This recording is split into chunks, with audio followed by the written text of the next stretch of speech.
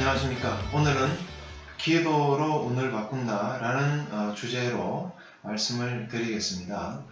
저번 주 시간에 이어서 오늘은 흑마술과 백마술에 대한 내용으로 말씀을 드리겠습니다.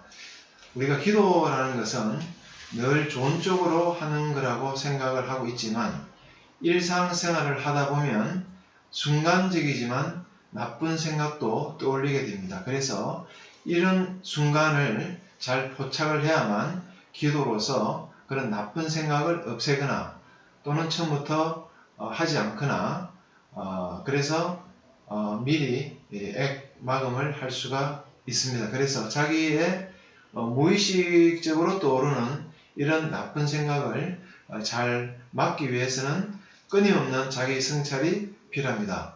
그래서 오늘은 그 좋은 생각과 나쁜 생각을 다른 표현으로 흑마술과 백마술이라는 내용으로 말씀을 드리겠습니다.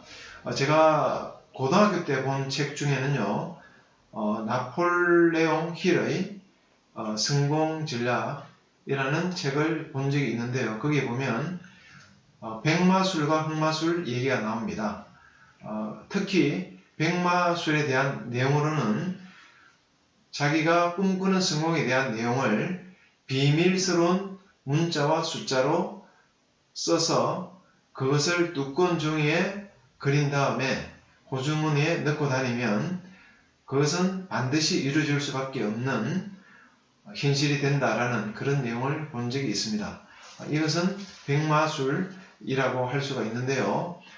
반대로 물론 백마술 아닌 흑마술에 대해서는 누구도 하려고 하지 않겠습니다만 그러나 의외로 또 흑마술에 대해서는 순간적으로 무의식적으로 놓치는 경우가 있기 때문에 이에 대한 설명도 하고자 합니다. 특히 분노 조절이 되지 않는 사람은 이것을 특히 유념해서 이런 일이 없도록 하여야 하는데요.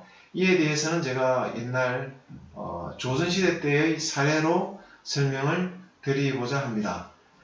지금 단합, 우리가 단연호흡에 대한 여러가지 수련을 많이 하고 있는데요.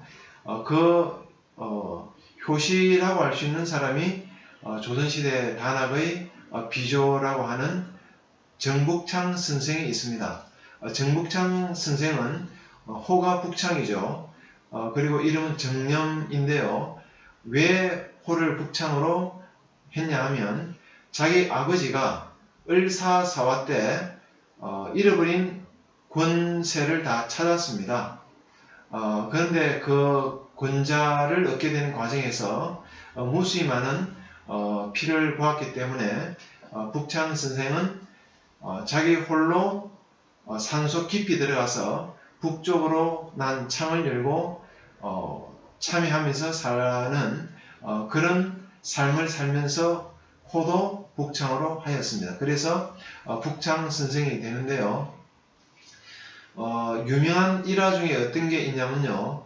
자기 아버지는 권세를 얻고 그리고 그 몰락한 그 양반의 이쁜 여자 몸종을 가까이 하였습니다. 근데 이 몸종은 유교 시대의 어떤 그런 사고관념이 철저해서 그러니까 자기 주인과 임금은 그러니까 군사부 일체라는 이런 생각을 했기 때문에 끝까지 자기 주인에 대한 의리를 배신하지 않았습니다.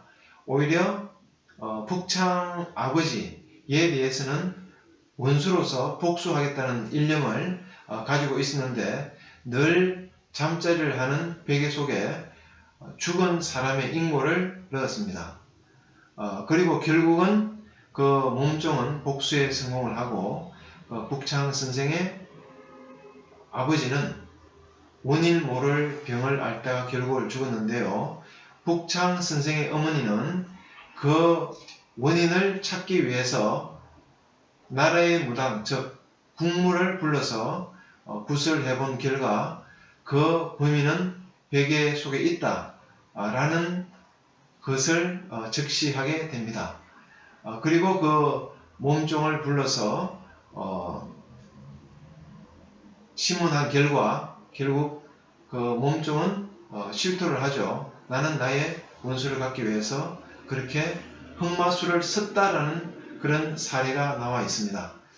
그런 것처럼 어떤 복수를 하는 이런 마음으로도 성공을 한 케이스가 있고, 그리고 성공하였다는 이런 아름다운 이런 여러가지 좋은 취지의 마음을 가지고 백마술로서 성공한 이런 사례가 있습니다. 그래서 우리는 자기 자신의 훌륭한 삶을 위해서 성공하기 위한 이 백마술을 잘 활용을 하도록 해야 되겠습니다.